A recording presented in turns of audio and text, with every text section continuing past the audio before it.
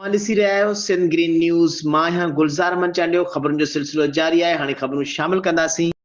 ठटे खां रिपोर्ट करे वियो अकबर दिलवाणी ग़रीब मरीज़नि जे ईंदड़ बजट मां 5 लख रुपया पघार खणंदड़ शहज़ाद गोपांग जेको मर्फ जो कोऑर्डिनेटर आहे, अॼु 70 लख रुपयनि जी मेडिसिन पकड़जण वारी ख़बर बाबति ऐवान साहब ठट्टो जे चीफ ऑर्गेनाइज़र अली अकबर दिलवाणी जे अॻुवाणी में वफ़द ऑर्गेनाइज़र निसार अहमद गंदरो लाला शुएब फ़कीर अली ऐं मोहम्मद दरस हाजन नोतियार, जॾहिं त कोऑर्डिनेटर साहब खां 70 लख रुपयनि जी मेडिसिन जी गाॾी पकड़ण जो ख़बरूं सोशल मीडिया ते हलियूं त उन बाबति ऐवान साहब ठट्टो पंहिंजे सहाफ़ती फर्ज़नि खे निभाईंदे डीबी सेंटर मकली हॉस्पिटल वञी वटि जिते मर्फ वारनि जो वेयर हाउस आहे उते जॾहिं असां पहुतासीं त असां ॾिठोसीं त मर्फ इंचार्ज मलिक आदम ऐं कोऑर्डिनेटर शहज़ाद गोपांग जो चवण ते त संदसि मुक़रर मर्फ तरफ़ां क्लार्क स्टोर में ड्यूटी टाइम ख़त्म थियण बावजूदि वेयर हाउस में कागज़नि खे कारो ऐं अछो करण में लॻा पिया हुआ।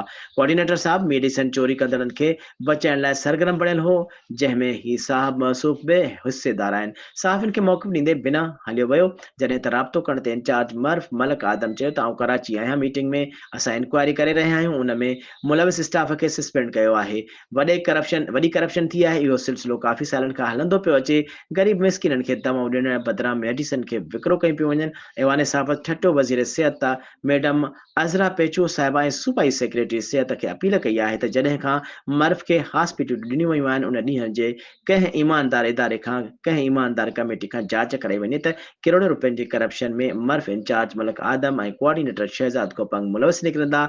नेब ऐं एंटी करप्शन बि उन करप्शन ख़िलाफ़ एक्शन वठनि।